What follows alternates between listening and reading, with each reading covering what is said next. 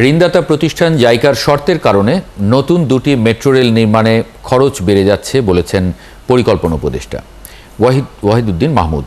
চুক্তির পর দর কষাকষি করা পছন্দ না জাপানিদের, এমন মন্তব্য করে তিনি জানান তবুও ব্যয় কমাতে আলোচনা চলছে। বিকেলে রাজধানীর আগারগাঁওয়ে এনইসি সম্মেলন কক্ষে একনেক পরবর্তী ব্রিফিংয়ে এসব কথা বলেছেন উপদেষ্টা। চলন বিলের উপর বিশ্ববিদ্যালয়ের ক্যাম্পাস নির্মাণ প্রকল্পের অনুমোদন নিয়ম মেনেই দেয়া হয়েছে বলেও জানান তিনি। রুহুল আমিনের রিপোর্ট।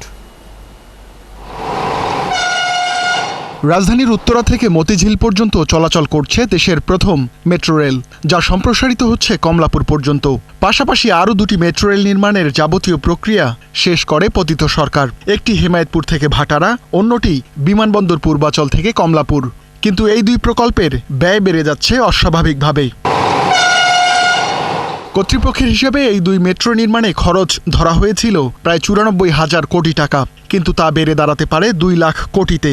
এ নিয়ে সমালোচনার প্রেক্ষিতে রোববার দুপুরে একনেক ব্রিফিংয়ে সমালোচনার মুখে পড়েন পরিকল্পনা উপদেষ্টা। তিনি বলেন, আলোচিত দুই মেট্রো নির্মাণে ঋণ চুক্তিসহ যাবতীয় কাজ শেষ হয় পতিত সরকারের আমলেই। আগের সরকার এটা যেভাবে একটা প্রকল্প তৈরি হয়, বৈদেশিক সাহায্য নেয়, টেন্ডার হয়, জাপানিজরা শুধু টেন্ডারে অংশগ্রহণ করতে পারে, করেছে এবং সেই অনুযায়ী এটা পাস হয়ে এসেছে আমাদের আসার আগে, এবং সেটার কাজও চলছে এখন। কিন্তু আমার নিজের মনে হয়েছে যে এত বড় বড় প্রকল্প এগুলো তো আমাদের সময় চলমান, আমাদের তো একটু দায় আছে, সেই কারণে আমি খোঁজখবর নিয়েছি।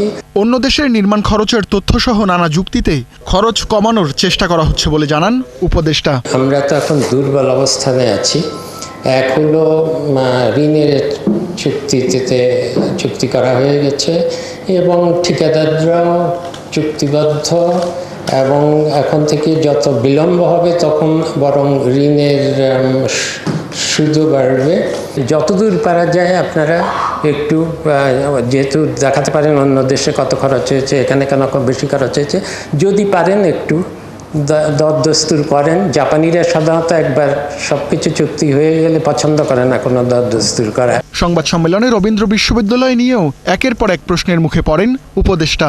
তিনি জানান, ক্যাম্পাস নির্মাণে পরিবেশের ক্ষয়ক্ষতি তদারকি করবে পরিবেশ মন্ত্রণালয়। প্রায় ১০০ একর জমিতে ক্যাম্পাসটি নির্মাণে ৫২০ কোটি টাকা অনুমোদন করেছে একনেক। যে কোনো প্রকল্পের একটা লাভ ক্ষতির হিসাব থাকে, কাজেই এখানে পরিবেশের না এভাবে না করে বরং পরিবেশ সম্মত কি করে করা যায়। রোববারের সভায় প্রায় ৬৫০০ কোটি টাকা ব্যয়ে মোট ১০ প্রকল্প অনুমোদন করে জাতীয় অর্থনৈতিক পরিষদের নির্বাহী কমিটি একনেক। সভায় সভাপতিত্ব করেন প্রধান উপদেষ্টা ডক্টর মোহাম্মদ ইউনূস। রুহুল আমিন, একাত্তর, ঢাকা।